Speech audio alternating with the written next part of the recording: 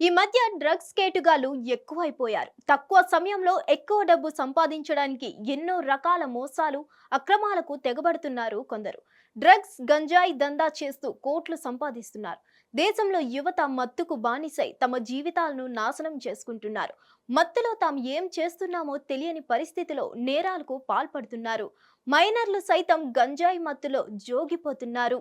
పోలీసులు ఎన్ని చర్యలు తీసుకుంటున్నా దొంగచాటుగా ఈ దందా సాగుతూ చాప కింద నీరులా విస్తరిస్తుంది. మత్తుకు బానిసవుతున్న యువతను ప్రాథమిక దశలోనే కాపాడేందుకు పోలీసులు వినూత్న ప్రక్రియ మొదలుపెట్టారు.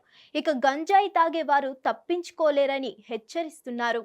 ఇటీవల తెలుగు రాష్ట్రాల్లో గంజాయి కేసులు పెరిగిపోతున్నాయి. అంతేకాదు గంజాయి సేవించి యువత ఎన్నో దారుణాలకు తెగబడుతున్నారు. గంజాయిని అరికట్టేందుకు అధికారులు ఎన్ని చర్యలు తీసుకుంటున్నా గుట్టుగా ఈ దందా కొనసాగిస్తున్నారు అక్రమార్కులు. అయితే గంజాయికి యువతే కాదు మైనర్లు కూడా బానిసలవుతున్నారు.